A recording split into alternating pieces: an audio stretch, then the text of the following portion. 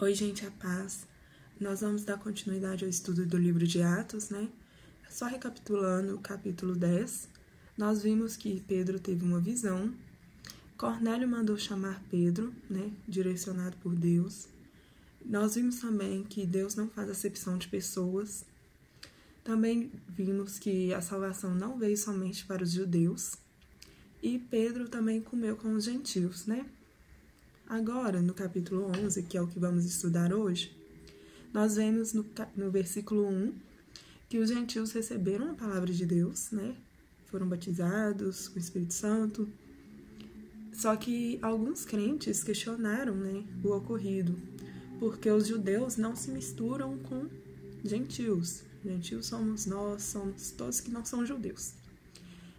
Então, o Pedro, ele faz uma exposição da visão que ele teve, a fim de justificar e argumentar, né?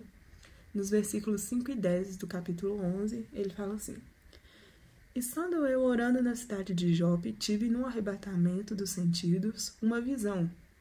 Via um vaso como um grande lençol que descia do céu e vinha até junto de mim. E pondo nele os olhos, considerei e vi animais da terra, quadrúpedes, feras, répteis e aves do céu.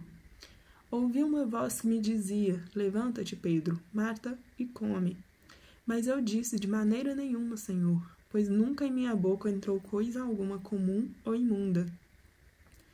Mas a voz respondeu-me do céu segunda vez: Não chames tu comum ao que Deus purificou. E sucedeu isto por 3 vezes, e tudo tornou-se a recolher-se no céu. E eis que na mesma hora pararam junto da casa em que eu estava 3 varões que me foram enviados de Cesareia. Depois que Pedro fala essa visão que ele teve, né, ele começa a testemunhar, a relatar o que aconteceu após isso, né, após essa visão.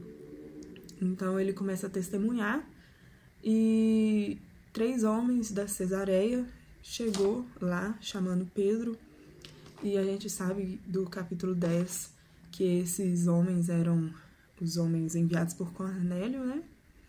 E no verso 14, o anjo fala que Pedro diria, né, as palavras que salvariam Cornélio e sua casa. Então, mais uma vez, nós vemos o propósito de Deus, que sempre foi salvar toda a humanidade, né? Deus, ele é um Deus missionário, ele sempre quis salvar a humanidade, ele sempre quis resgatar os perdidos, e não é limitado somente aos judeus. A salvação, como o Sandro disse no capítulo 10, ela veio dos judeus, mas ela não ficou somente para os judeus. Deus sempre quis resgatar a humanidade, né? E no verso 15, ele relata que o Espírito Santo também desceu sobre os gentios. E usa um argumento no verso 17. Eu vou ler aqui. Portanto, se Deus lhes deu o mesmo dom que a nós, quando cremos no Senhor Jesus Cristo, quem era então eu para que pudesse resistir a Deus? Então ele reconhece, né, que Deus enviou ele, Deus enviou o Espírito Santo também sobre os gentios, e que ele não era ninguém capaz de resistir ao que Deus quis, né? E após isso, todos os crentes, né, que estavam questionando, eles ficaram mais tranquilos e glorificaram a Deus, dizendo que os gentios também receberam arrependimento, né, e que Deus concedeu esse arrependimento a eles. Após isso, houve o nascimento da igreja, né? Os cristãos foram dispersos por causa da perseguição. Nós vimos que a perseguição gerou a morte de Estevão, né? Estevão foi apedrejado. Então, houve essa dispersão dos cristãos, dos crentes, né? Então, foram alguns para Fenícia, para Chipre, Antioquia, e a palavra nesses locais foi pregada somente aos judeus, né? Depois, a palavra foi pregada aos gregos, onde houveram muitas conversões, né? Então, muitas pessoas aceitaram Jesus, muitas pessoas foram batizadas com o Espírito Santo, tiveram muitas conversões. Após isso, Barnabé que era um discípulo e que a Bíblia fala aqui que ele era um homem de bem e cheio do Espírito Santo, cheio de fé, né? Ele foi trabalhar em Antioquia, trabalhou com a igreja e exortou a todos, né, para que eles permanecessem no Senhor. Depois disso, ele foi buscar Saulo, né, e conduziu Saulo até Antioquia.